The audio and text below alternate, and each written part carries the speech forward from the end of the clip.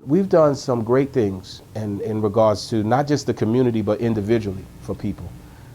So from the ministry standpoint, I personally have been most blessed by seeing how we've transformed individuals' lives, because most of the folk, I tell my church all the time, I know how they look when they came in, and I know God has called our ministry to people who are hurt, broken, disenfranchised, and to see these folk evolve, not just become stable, but strong in character.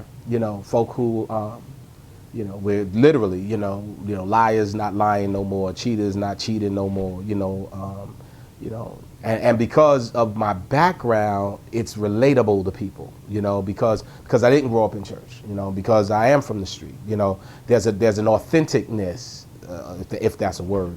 That's authentic about the ministry that resonates with them, because I genuinely care. I'm doing it because I care.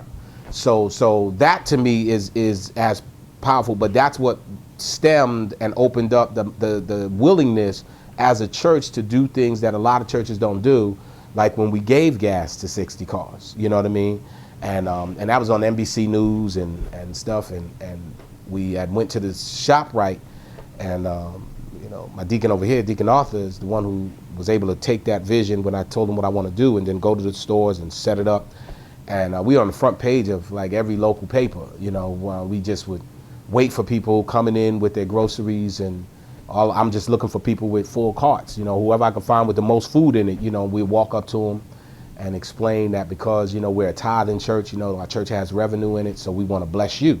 And we don't want nothing but to make you happy. And the people we touch, the first person, I think she was unemployed, and her husband was unemployed, and she didn't have no money for her electric bill, or it was either electric or food for her and her kids. So she decided to go get the food.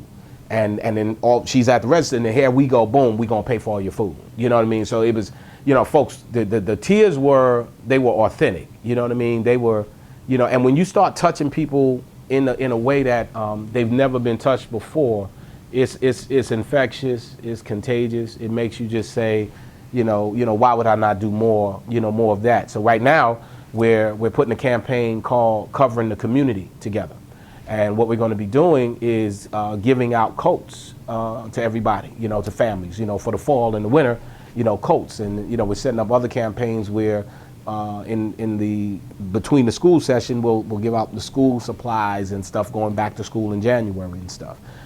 Turkey giveaways, all those kind of things we've been doing, So we just believe that that's what God looks like. It looks like impacting somebody's life.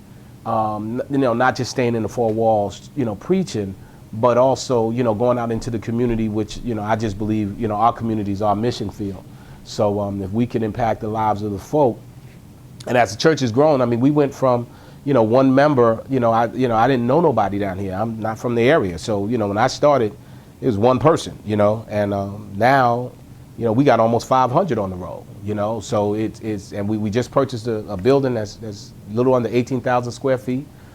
Ministry is little under 6 years young, and real talk is really closer to 3 years, because the first year and a half, it was obscurity in a hotel room. Nobody even knew I was there, so God has been like amazing, and to see the way people's lives have been transformed, it makes other people come to church to say, man, I knew how you was, and you're different now. What's going on over there? So they come and they get impacted and stuff. So that's how that whole process evolved.